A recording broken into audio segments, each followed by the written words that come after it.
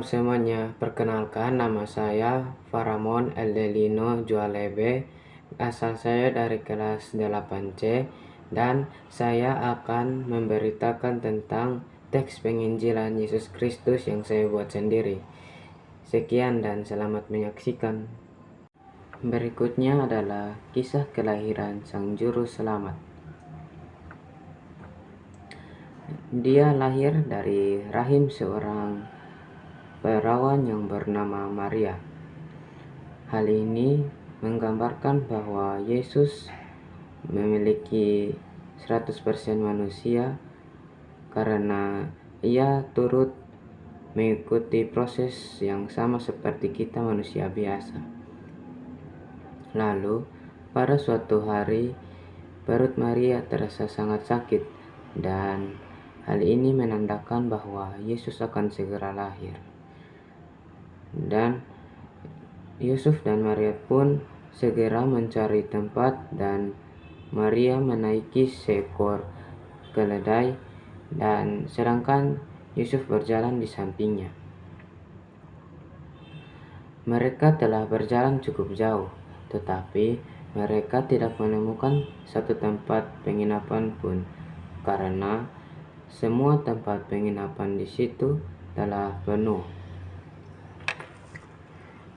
Akhirnya mereka sampai ke Bethlehem dan di sana sama seperti di tempat mereka, tidak ada tempat penginapan.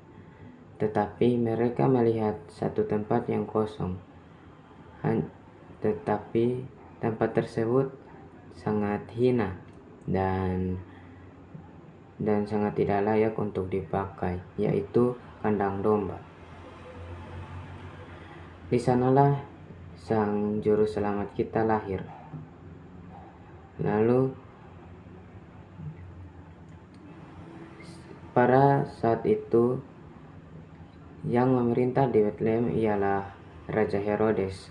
Berita tentang ini telah sampai di telinganya dan ia sangat kesal karena tidak ingin jabatannya turun. Oleh karena itu, dia menyuruh ketiga orang Majus yang berasal dari 3 orang Majus Timur untuk mencari informasi mengenai bayi tersebut. Lalu mereka berjalan dan mereka menemukan seorang bayi yang sedang tertidur di dalam kain lampin yang berada dalam kandang domba. Lalu mereka pun sujud menyembah dia dan mereka memberikan hadiah kepada dia berupa emas, kemenyan, dan mur. Selanjutnya mereka pun pulang ke tempat asal mereka tanpa mengirim informasi sedikit pun kepada Herodes. Selanjutnya, para malaikat juga memberitahukan kepada para gembala yang sedang menjaga ternaknya bahwa mereka harus datang kepada kandang domba karena seorang raja bagi mereka telah lahir di sana. Akhirnya, mereka pun pergi ke tempat tersebut. Lalu, mereka menemukan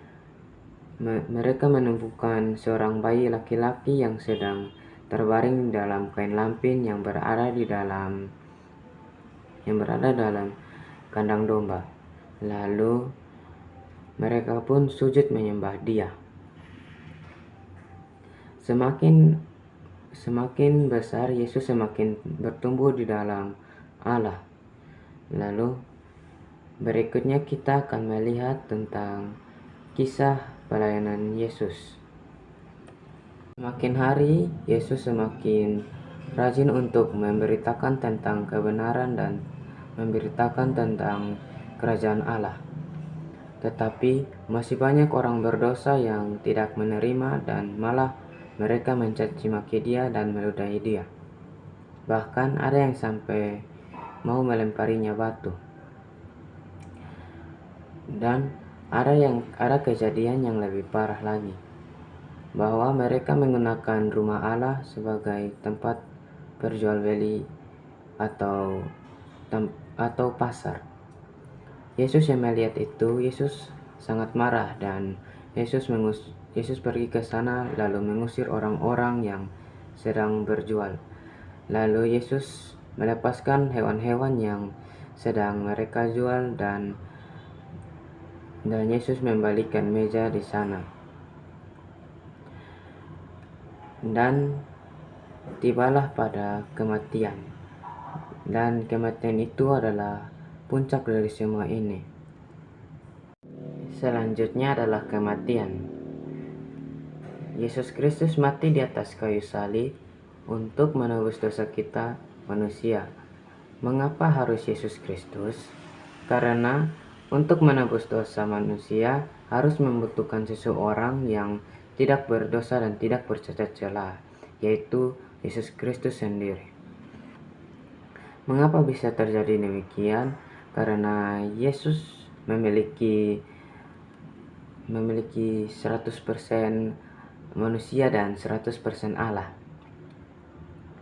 Sehingga kematian ini melambangkan bahwa Yesus yang turun ke dalam kerajaan maut untuk membebaskan kita dan melawan maut.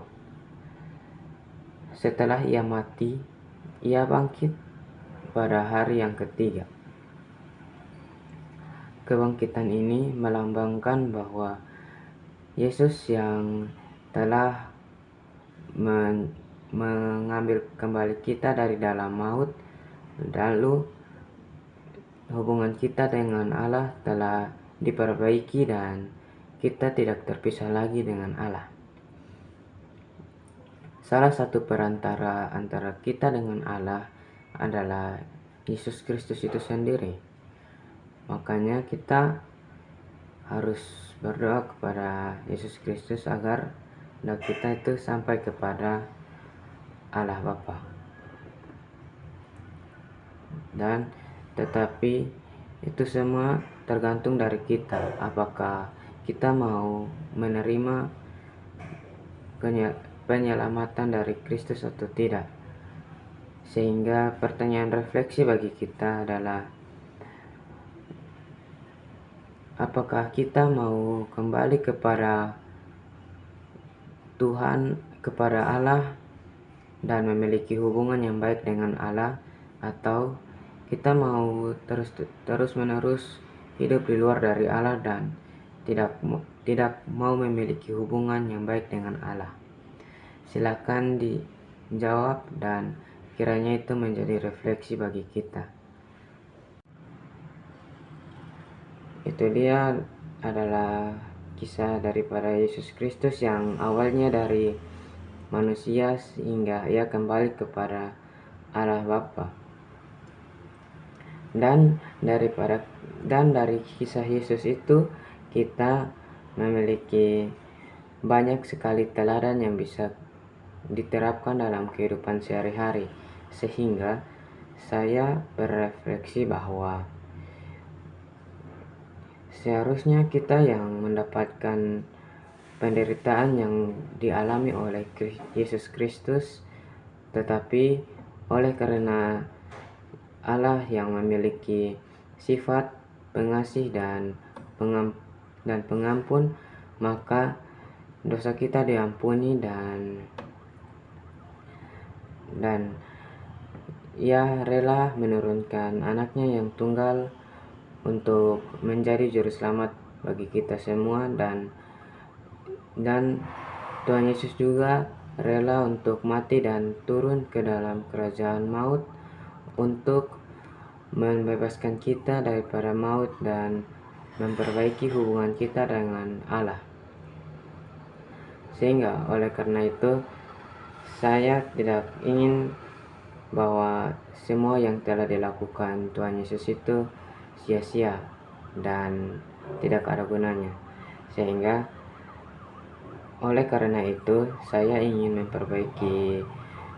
memperbaiki hubungan yang baik, hubungan agar saya memiliki hubungan yang baik dengan Allah dan bisa terus bersama-sama dengan Allah. Oleh karena itu juga saya akan